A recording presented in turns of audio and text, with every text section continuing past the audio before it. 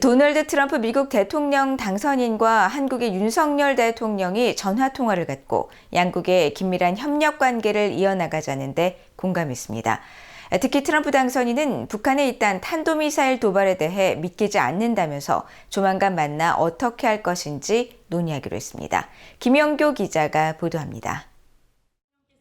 한국의 윤석열 대통령은 7일 진행한 대국민 담화와 기자회견에서 도널드 트럼프 미국 대통령 당선인과의 전화통화 내용을 소개했습니다. 윤 대통령은 트럼프 전 대통령의 당선을 축하하고 한미동맹, 한미일 협력, 북한군의 러시아 파병 상황 등에 대해 논의했다고 밝혔습니다. 아시아 태평양 또 글로벌 지역에서 이런 한미동맹을 바탕으로 해서 강력한 그 연대와 파트너십을 갖자고 하는 얘기도 나왔고요. 윤 대통령은 그러면서 북한의 최근 잇따른 탄도미사일 도발 문제를 지적하자 트럼프 당선인은 믿기지 않는다고 말했다면서 조만간 만나 대응 방안을 논의하기로 했다고 밝혔습니다. ICBM과 IRBM 같은 이런 이제 SRBM 이런 것들 막 마구잡이로 지금 쏜다 뭐 이런 얘기도 좀 하고 참 믿기지 않는다. 여기에 대해서 어떻게 할 건가. 그래서 하여튼 가까운 시일 내에 만나서 많은 정보와 방안에 대해서 하여튼 좀 얘기를 하자고 이렇게 했고요. 윤 대통령은 그러면서 트럼프 대통령 시기에도 한미일 삼각 협력은 잘 진행될 것이라고 생각한다고 밝혔습니다.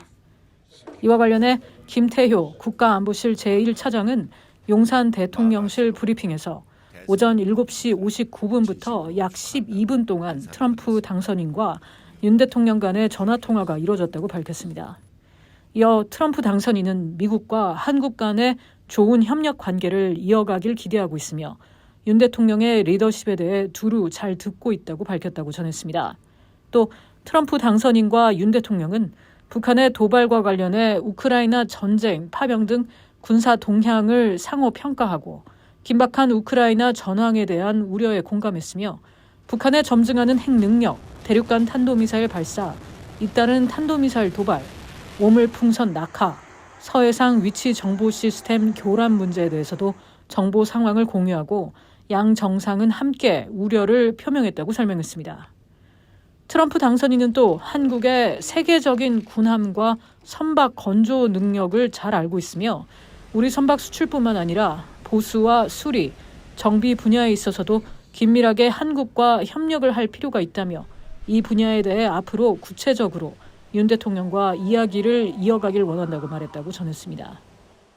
이런 가운데 중국의 시진핑 국가주석은 트럼프 당선인에게 대선 승리를 축하하는 메시지를 보냈다고 중국 관영 신화통신이 보도했습니다.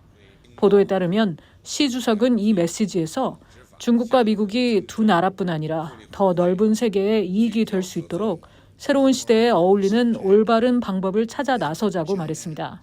또 중국과 미국은 대결이 아닌 협력을 통해 이익을 도모할 수 있었음을 역사가 증명하고 있다면서 안정적이고 건전하며 지속 가능한 미중 관계 수립을 거듭 강조했다고 전했습니다. 한정 중국 국가부주석도 JD 벤스 미국 부통령 당선인에게 축하 메시지를 보냈다고 신화통신은 전했습니다. VOA 뉴스 김현교입니다.